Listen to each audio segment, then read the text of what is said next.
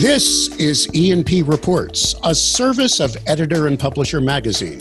Since 1884, the authoritative voice of news publishing. Hi again, I'm Mike Blinder, publisher of E&P. And today is a special edition of E&P Reports, because just a few hours before this recording, it was announced that the Lenfest Institute for Journalism, the local media association, and Facebook have teamed up to free up $1 million of special funding to be parceled out in rolling $5,000 grants to local media companies to help them inform their viewers, readers, and listeners during this pandemic crisis.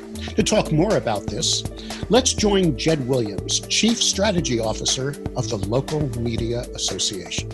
Jed, thanks so much for joining us today on E&P Reports. You currently are the Chief Strategy Officer for LMA. Is that correct, sir? That is my day job. That's what I get up in the morning and go to bed at night thinking about, is how do we build more sustainable local media business models? That's me, Mike. You have been with LMA for a while, though, right? A couple of years now?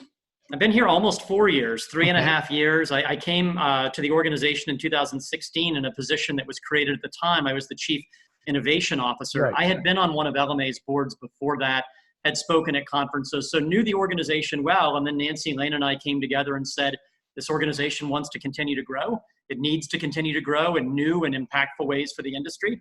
Let's figure out what that can mean.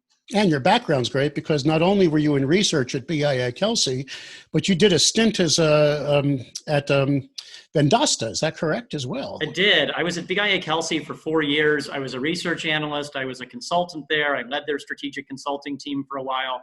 That's really, Mike, where I built a lot of my sort of knowledge and networks around local media. We did a lot of work at the time with broadcasters, newspapers, even Yellow Pages companies, not to mention the large platforms. Then I went and did 2 different stints with growth stage technology companies, Vendasta being one of them, Main Street Hub being another, which has since exited to GoDaddy, and then came to LMA. So it's interesting. People ask me all the time. They're like, well, you have this great passion for local media. You have a fair amount of knowledge about local media. Do you come from a newsroom background? Do you come from a sales background? And I say, no, I actually haven't worked in a newsroom or in a media sales organization, but I've worked around and in media and local media in not every part of the ecosystem, but a number of different parts through the years. Which is precisely why we're doing this special interview today, because those of you watching this recorded, we're now in the midst of an interesting time. We are, every day's a new day, and we're facing a pandemic globally, and one that is just ramping up and impacting every sector of North America. I mean, it doesn't matter what the industry is, but today we're going to focus mostly on the news media industry. And of course, you as a Chief Strategy Officer at LMA can bring a lot of the different perspectives to it. But first, let's discuss the main topic for today, which is how you uncovered new funding so quickly through Facebook to help, I guess we could say, struggling media companies get through this and find innovative ways to serve their customers better. Am I correct? That's exactly right. That's well captured. And I think just to give a little background on what this is and how it came together, because it's, as you suggested, all of this is happening in real time. This literally just happened. So what is this? Well, this is a partnered effort between LMA, the Lenfest Institute, and then, of course, the Facebook Journalism Project, which is funding this. And Facebook is making the commitment to put up to $1 million in grant awards or grants into local media organizations, whether those are for-profit, nonprofit, large, small, niche, whatever it might be, newspaper, broadcast, digital publisher, you name it. The goal is we've got a huge crisis in front of us right now. We need to serve the information needs of communities more effectively and with greater speed and clarity than ever. And yet, as you know, we have news organizations that are resource-strapped, that are time-starved, that frankly, in recent years, haven't exactly been getting bigger. In many cases, they've been retrenching. So the information need is greater than ever, but the resource challenge is greater than ever right now. Not looking 3 years out, not looking 3 months out. Right now, this week, this day, this hour, what can we do frankly, to put money, to put resources in the hands of these news organizations that serve a vital community information and community betterment purpose so that they can do the job most effectively for these communities. And so it's $5,000 grants, up to $1 million in total that the Facebook Journalism Project is providing. LMA and Lenfest are essentially the fiscal sponsors that will be involved in reviewing applications, and then ultimately will decide on who's receiving the grants and will then distribute the funds. And this is happening right away. We've announced it. There's an application form. We want to make it as easy as possible for any news organization to apply. And now our job, Mike, is, and I'm very appreciative of this platform, our job is to communicate this far and wide and make sure that every news organization has an opportunity to go through this process and do the best job they can informing their communities. So once again, let's get that information out immediately. Is there a simple way they can search for this and find that web page, a simple URL or web address? If someone immediately says, yes, I'm doing something right now I'd really like to do to serve my local community, I just need a few extra dollars to make it happen, where do they go instantly to learn more? I think the easiest way to do it, I mean, you can go through LMA, you can go through Lenfest, and you can go through Facebook. I'll just give you the LMA URL here. Sure. We've created a web, landing page, localmedia.org/coronavirus. So I'll say that again, localmedia.org/coronavirus. When you go there, you'll see all of our coverage, all of the resources that we're curating, not just around this grant, but everything from how to improve your newsroom coverage, how to work with your staff around work from home requirements, how to communicate with the local business community, all these things that we'll talk about here. But the first link you'll see is a link to the Facebook Journalism Project grant. You go in there, when you click on that release, you get full information. There's a link directly to the application form, and you're into the process at that point. And if someone is thinking about, okay, I have an idea I want to present, is there any specific format? Is there how much knowledge, does this person have to be a professional grant writer to understand how to get this? I mean, what kind of expertise would it take?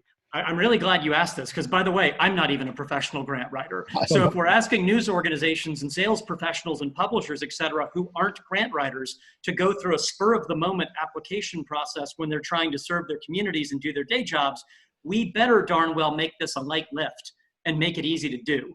And so the answer is I'll just speak from an LMA perspective. We work with Lenfest and with Facebook very closely to say, this process has got to be simple. It's got to be easy. The bar has got to be low. It needs to be accessible. And what that means is it's not a particularly long form.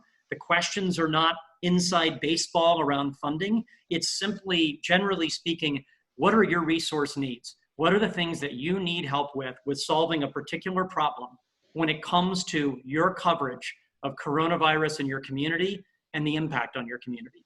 Whether that's the impact on citizens, the business community, community leaders, whatever it might be. But the goal is simplicity here, and the goal is access. So as many people as possible can access this as quickly as possible and can do something with it. I remember listening to the podcast you did recently with Google News Initiative. Right. And they were very forthcoming about, hey, one of the things they've learned in their innovation challenge process is people aren't professional grant writers, and they see things like this and go, oh, that looks alluring, but does it relate to me? Can I really do that? Am I big enough? Help me. And so we want to take that friction out of the process.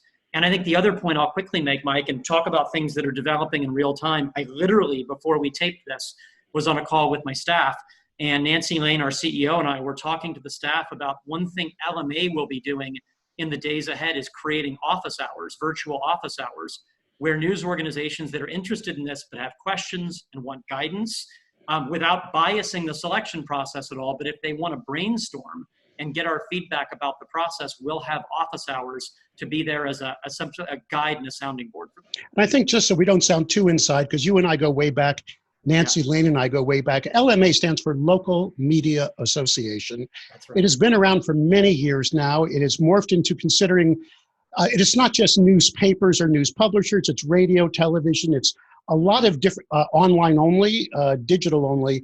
Yeah. And it's become a resource, a massive resource to helping local. Can I say this again?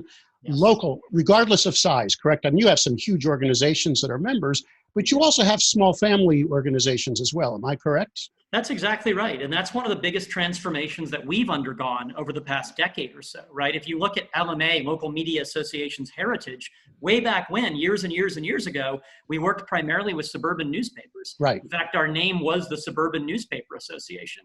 We changed that over a decade ago. And since then, we've now become an association and an industry group that works with more than 3,000 media companies total. And to your point, Mike, those of course are newspapers. They honor that heritage, but they are TV and radio broadcasters. They are digital publishers.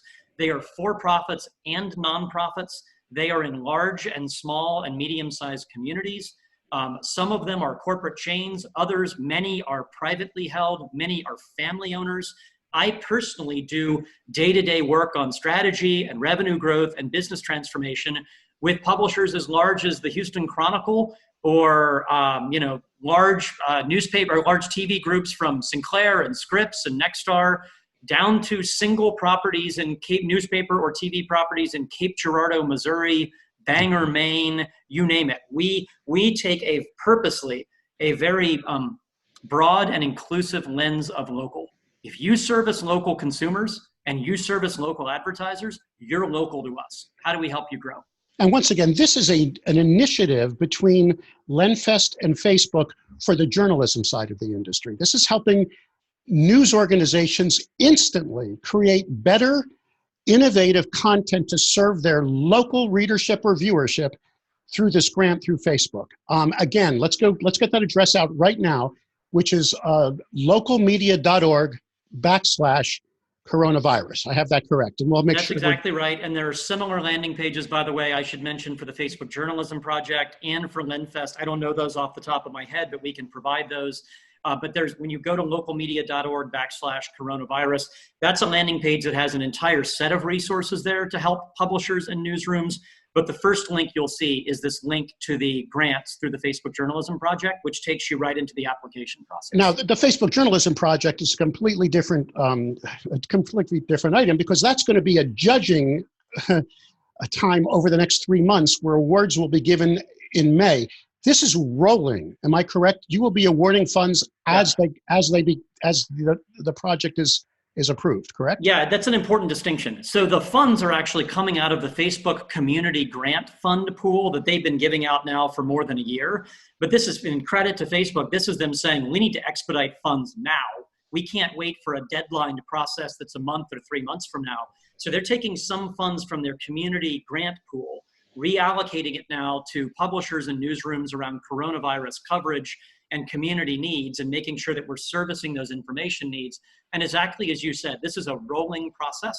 This isn't one of these like, you got to have the application in Friday into business or you can't make it, or the deadline's March 30. This is submit it as quickly as possible, as soon as you know what you need, and we will be judging them. There are judges or evaluators from Facebook, from Lenfest, and from LMA. We'll be reviewing those applications like on a daily basis as they come in, so that we can award these grant funds, Mike, as quickly as possible so these publishers can get to work. This is not something that can wait on an artificial or arbitrary deadline. So there you go. So that's our first most important reason why we decided to record this podcast today and get this information out immediately.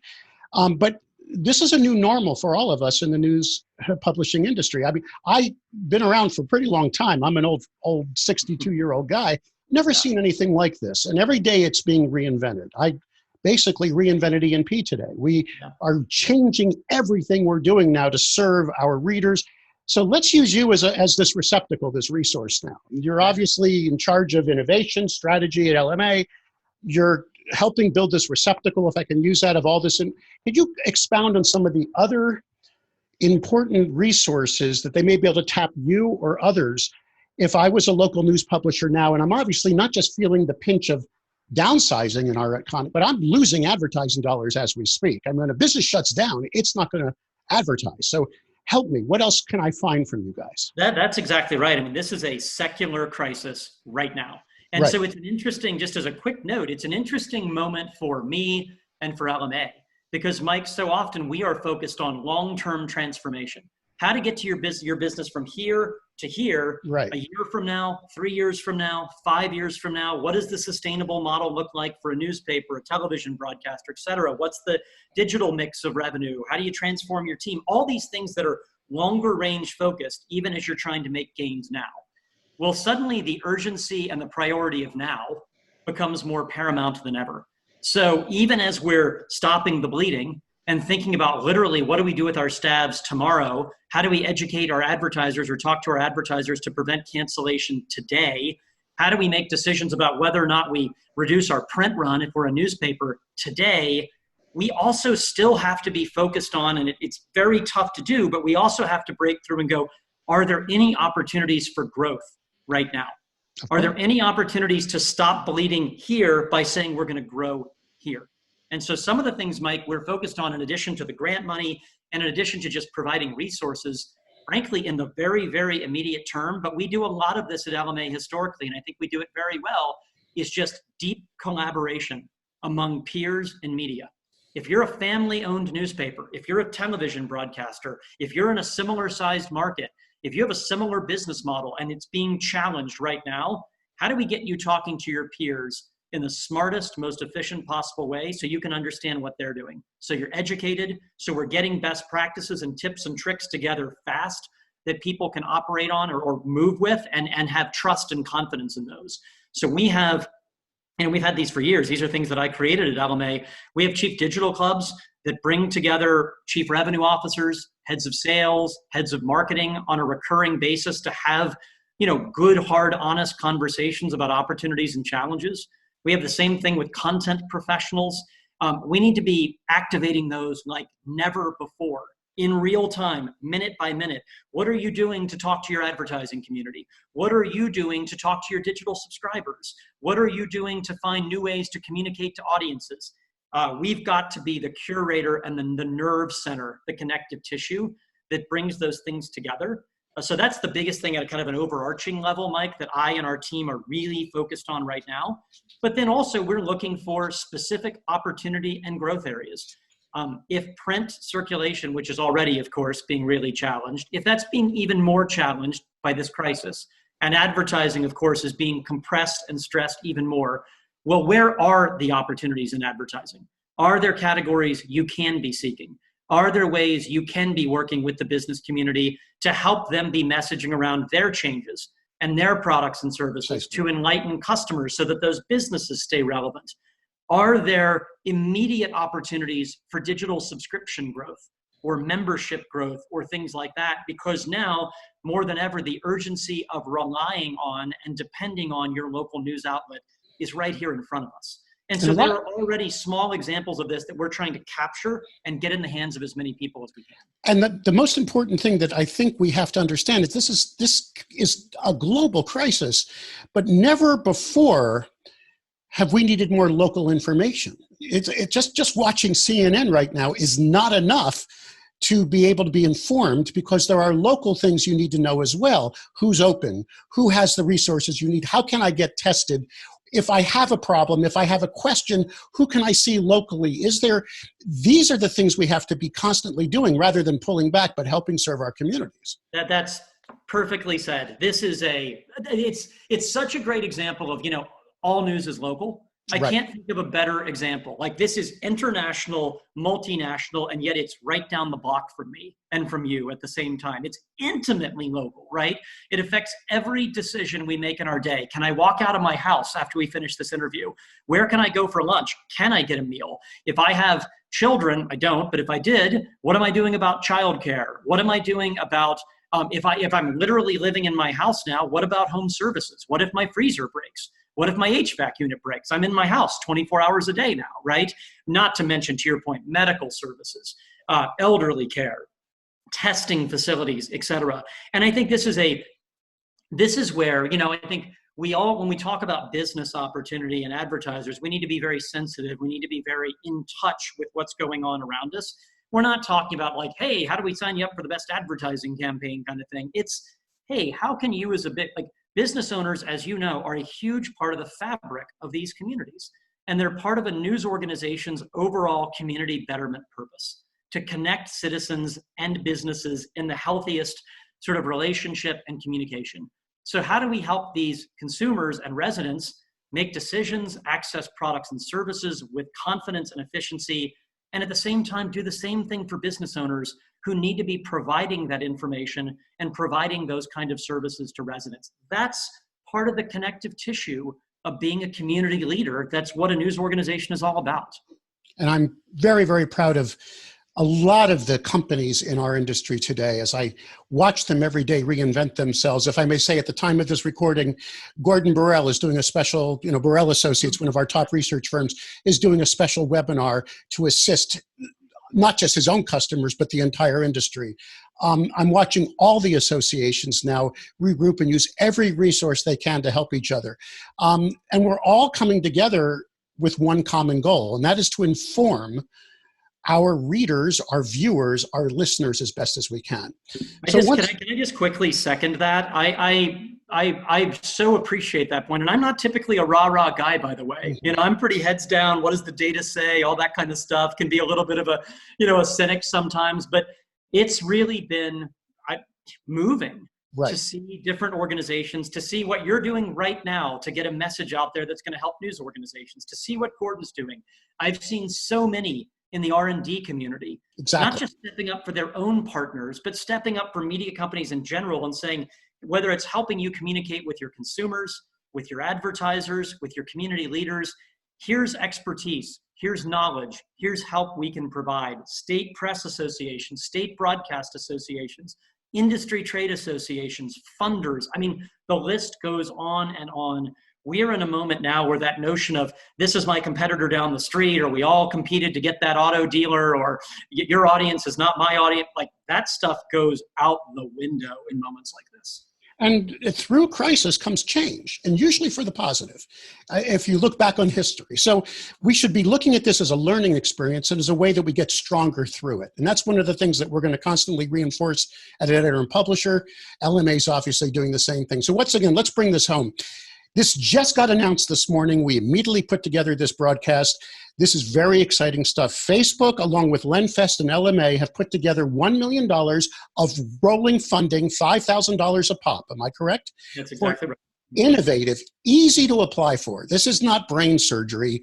Ideas that do one thing and one thing only: help, inform, and serve your readers, viewers, and listeners. Am I correct? That's pretty. Nailed it. That's perfect. And I'll try to make it even a little bit more specific and more tangible for folks who may be thinking like, look, I barely have time to breathe right now. How am I going to come up with an idea? What does that mean, Jed? Make this real for me, right? That could be literally, I need more freelance or contractors to go out and cover something because I don't have enough staff. That could mean I need to build a new newsletter to communicate information more efficiently, because that may be the primary way people are getting information, is a quick newsletter on their phone. I need to be able to figure out how to communicate content through text messaging. There might be some people without internet for all we know, right? Is there a way to deliver? I need to be able to reach more people than I am now. So how can I add to my distribution and add to my audience? I need new technology or different technology to enable any of these things. All of those examples I gave are prime candidates for this, and so many more. I just always like to give a few ideas to get juices flowing. If people are going, what does this mean? Make it real. Jed, I'm working 24 hours a day. Like you gotta make this as turnkey as possible. These are the ideas we're talking about. If it seems like a real challenge to you and a real problem in your coverage, then it probably is. So that's the thing to key in on and articulate that in this grant process. If anyone has more questions of you as the Chief Strategy Officer of LMA, what is your email address, Jed? Sure, it's real easy. It's jed.williams@localmedia.org. And I'll spell that because Starbucks baristas can never get my first name right. You should go to my Instagram page. It's a series of misspelled cappuccino cups. That's JED.Williams. I think most people can get Williams at localmedia.org. And by all means, please contact me.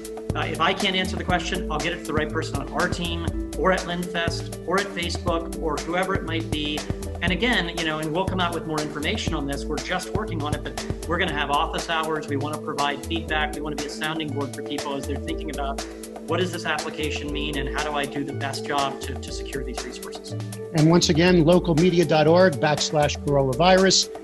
The top link there today, if you're watching this recording a few days later, it may be the second or third, but it will clearly a link there to apply for this grant money. Jed, we appreciate your time. We know we scheduled this with just a few minutes notice, and we at E&P appreciate all the hard work you, Nancy Lane, and all the folks at LMA are doing. Thank you. Well, thank you, Mike, for inviting me. It's my pleasure, and appreciate the work you're doing. And hey, we'll rally around this. We'll figure out how to get to the other side of it, and we'll keep empowering media companies to do their great work in their communities. And stay well. You too. Thanks.